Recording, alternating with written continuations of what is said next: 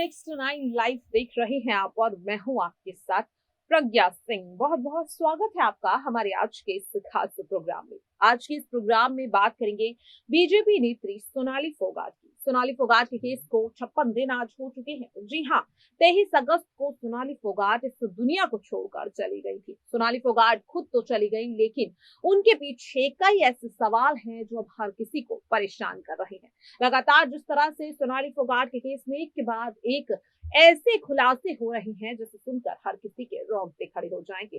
खास तौर पर अगर बात करें यहाँ पर 2 गुमनाम चिट्ठियों की, इन 2 गुमनाम चिट्ठियों में जो खुलासे हुए हैं उसके बाद अब सोनाली फोगाट का केस एक अलग ही मोड़ ले चुका है। जिस तरह से अब सोनाली फोगाट का केस को बाबा राम रहीम के केस से जोड़ा जा रहा है, हर किसी के मन में सवाल ये उठ रहा है कि आखिरकार इन दोनों केस के बीच में क्या संबंध है। क्यों यहाँ पर लगातार सोनाली फोगाट के केस को बाबा राम रहीम के केस से जोड़ा जा रहा है। इसी के साथ ये भी सवाल उठ रहा है कि आखिरकार ये जो गुमनाम चिट्ठियां मिली हैं, इसके बाद अब सीबीआई का अगला कदम क्या होगा। सीबीआई क्या करेगी, सीबीआई किस तरह से इस केस को सॉल्व करेगी, क्योंकि 1 महीना सीबीआई को इस केस पर काम करते हुए होने वाला है, लेकिन अभी तक सीबीआई के ऑफिसर्स की ओर से एक भी ऑफिशियल और यहाँ पर स्टेटमेंट नहीं आया है, जिसके बाद अब शक के घेरे में सीबीआई भी आने लगी है। हालांकि बिना किसी सबूत के सीबीआई पर सवाल उठाना बिल्कुल लाजमी नहीं है, लेकिन लगातार सीबीआई पर सवाल उठ रहे हैं क्योंकि सीबीआई खामोश है। इस तरह के तमाम सवाल जो सोनाली फोगाट के केस में हर किसी के मन में उठ रही हैं, इन सभी सवालों के जवाब देने की पूरी कोशिश आज के इस प्रोग्राम में हम करेंगे। बिना किसी देरी के प्रोग्राम की शुरुआत करते हैं। तो आपको बता दें कि इन 56 दिनों में सोनाली फोगाट के केस में एक के बाद एक ऐसी चीजें हो रही हैं जो कहीं ना कहीं इस केस को पूरी तरह से कह सकते हैं कि इतना ज्यादा उलझा रही है कि अब समझ पाना काफी ज्यादा मुश्किल हो गया है कि आखिरकार सोनाली फोगाट के केस में चल क्या रहा है। जहां एक और सोनाली फोगाट का परिवार सियासत करता हुआ दिखाई दे रहा है, जहां एक और वो परिवार जो बीजेपी नेता कुलदीप बिश्नोई पर सवाल उठा रहा था, वही परिवार अब बीजेपी नेता कुलदीप बिश्नोई के साथ चाय नाश्ता करता हुआ नजर आ रहा है। कहीं ना कहीं अब ये देखने वाली बात हो जाती है कि आखिरकार एक दूसरे के विरुद्ध खड़े ये 2 पक्ष एक साथ कैसे हो गए। आखिरकार ऐसा क्या हो गया कि सोनाली फोगाट का परिवार अब बीजेपी नेता कुलदीप बिश्नोई को अपने घर चाय नाश्ते के लिए बुला रहा है। ये सवाल हर किसी को परेशान कर रहा है।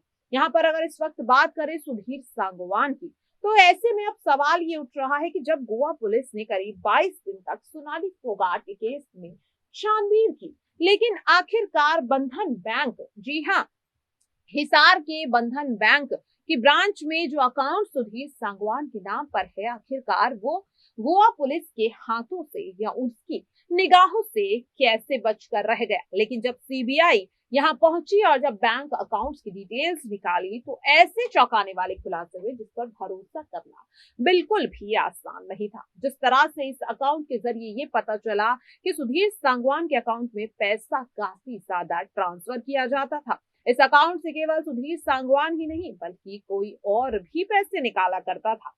तो कहीं ना कहीं अब यहाँ पर सवाल ये उठ रहा है कि आखिरकार ये कौन शख्स है जो सुधीर सांगवान को पैसे भेज रहा है, और इस अकाउंट के बारे में आखिरकार किसी को जानकारी क्यों नहीं थी। अब अगर यहाँ पर बात करें कि बाबा राम रहीम के केस से सोनाली फोगाट के केस को क्यों जोड़ा जा रहा है, तो इस सवाल का भी जवाब आपको दे देते हैं। दरअसल आपको बता दें कि आज से करीब 20 साल पहले देश के तत्कालीन प्रधानमंत्री अटल बिहारी वाजपेयी जी के पास इसी तरह की एक गुमनाम चिट्ठी आई थी, जैसा कि आज या यूं कहें कि अब कुछ दिन पहले सोनाली फोगाट के परिवार के पास एक गुमनाम चिट्ठी भेजी गई।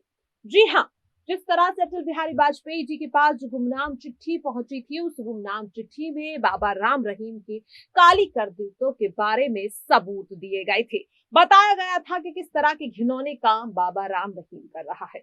और जब इस चिट्ठी के बारे में अटल बिहारी वाजपेयी जी को पता लगा, तो उन्होंने इसकी जानकारी सीबीआई को दी। सीबीआई ने इस चिट्ठी के आधार पर इसे एक मजबूत सबूत माना और उसके आधार पर अपनी छानबीन शुरू कर दी। वक्त लगा केस को सॉल्व करने में, वक्त लगा सबूत जुटाने में, लेकिन सीबीआई ने इस केस को सॉल्व किया और साल 2017 में बाबा राम रहीम के साथ क्या कुछ हुआ वो हम सभी ने देखा। ये तो किसी से नहीं छुपाया कि किस तरह से इस केस में बाबा राम रहीम और उनके साथ उनकी खास कहने वाली हनीप्रीत दोनों जेल की सलाखों में नजर आए। और अब यही वजह है कि बाबा राम रहीम के केस को सोनाली फोगाट के केस से जोड़ा जा रहा है।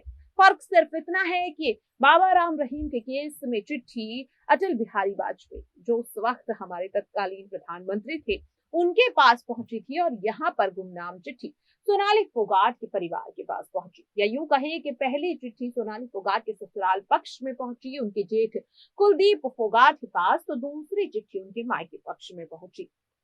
और अब जब से ये चिट्ठियां सीबीआई के हाथ लगी हैं, सीबीआई ने भी अपने जांच का एंगल बदल दिया है।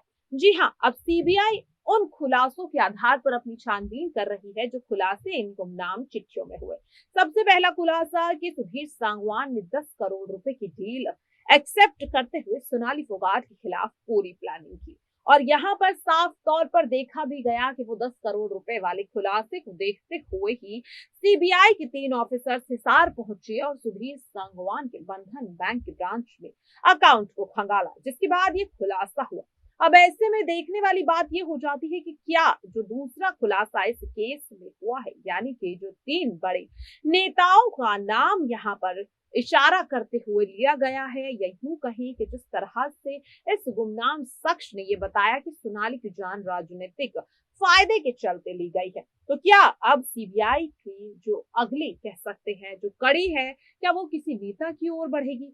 क्या अब सीबीआई किसी पॉलिटिकल लीडर पर अपना शिकंजा कसेगी? ये यहाँ पर काफी बड़ी सोचने वाली बात होगी, क्योंकि जिस तरह से इन गुमनाम चिट्ठियों को लेकर के ये नई चीज निकल करके सामने आई है, यहाँ पर कहीं ना कहीं यही माना जा रहा है कि अब सीबीआई का अगला कदम किसी बड़े नेता की ओर बढ़ता हुआ दिखाई देगा। अब ऐसे में सवाल ये उठ रहा है कि आखिरकार ये नेता कौन होगा, क्योंकि कुलदीप बिश्नोई तो अब सोनाली फोगाट के परिवार के अपने हो गए हैं, क्योंकि वो उनके साथ चाय नाश्ता करते हुए नजर आ रहे हैं। उनके साथ जिस तरह से यशोधरा फोगाट को इंसाफ दिलाने की बात कुलदीप फोगाट कर रहे हैं, माफ कीजिएगा यहाँ पर कह सकते हैं कुलदीप बिश्नोई कर रहे हैं, तो ऐसे में एक बात तो साफ है कि सीबीआई अब सोनाली फोगाट के केस में उन पर सवाल नहीं उठाएगी, क्योंकि परिवार ही सवाल नहीं कर रहा है। या फिर ये कहा जा सकता है कि सीबीआई अब परिवार के खिलाफ भी जाएगी और कुलदीप बिश्नोई के खिलाफ भी।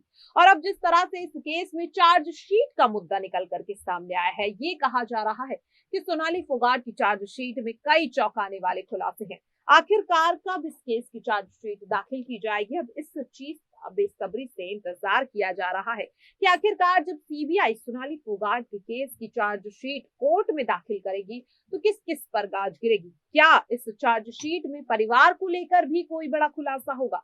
क्या इस केस में बीजेपी नेता कुलदीप बिश्नोई का भी नाम चार्जशीट में शामिल होगा?